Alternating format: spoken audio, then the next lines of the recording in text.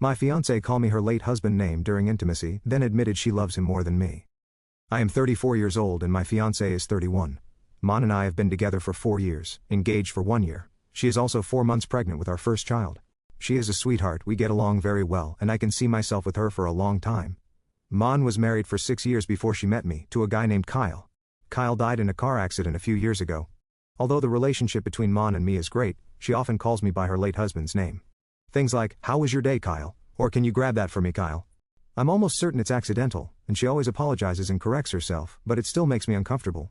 She even slipped and called me by his name during intimacy. Finally I sat down with her and, upset, told her that this was making me uncomfortable, and asked her to stop calling me that. She started crying, apologized, and told me that she still loves Kyle and always will. I don't know why, but that really made me unhappy. At the end of that evening, her sister messaged me saying that I was rude to her sister and that I'm an a-hole. Relevant comments. He died a few years ago and you've been dating for 4 years. When did he die? OP. He passed away 7 years ago. They were high school sweethearts and married early, at the age of 18. He died when they were both 24 years old. Commenter 2. Grief is weird and hard. She may grieve Kyle for a long time. She has the right to. You also have a right to not be okay being called someone else's name. Commenter 3. She also needs to understand that you are her partner and Kyle is not. Your feelings should matter to her, and it is not unreasonable to ask her to make a concentrated effort to get your name right. Update 6 months later. Since that day, Mon and I have been in couples therapy, and she has returned to the first therapist who treated her during the first 3 years of her grief. Obviously it hasn't been easy. Our daughter was born a month ago, and Mon is still going through a lot, which makes taking care of a baby in the middle of all this even more complicated. Luckily our parents are helping us with the baby. We've decided to postpone the wedding indefinitely. A lot has come up in therapy, such as finding out that Mon cries for Kyle when I'm not around. This can happen monthly, 3 times a month, or not at all.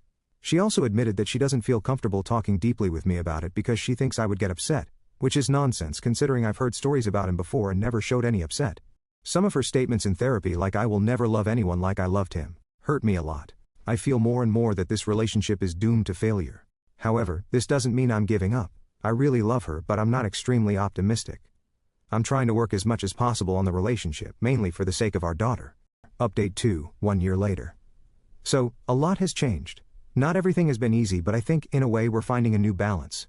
Therapy has helped us a lot, both individually for her and as a couple. Mon is better at separating the past from the present, and she no longer calls me Kyle by mistake. We've been able to talk more openly. She feels more comfortable discussing the past and her feelings in depth.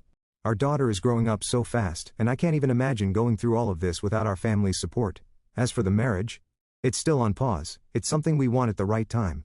I can really see that she's putting in a lot of effort. She's been talking a lot with her sister, and we go out with her and her boyfriend quite often.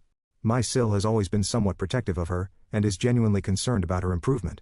Aside from the usual small arguments, I'm managing to stay optimistic about the future.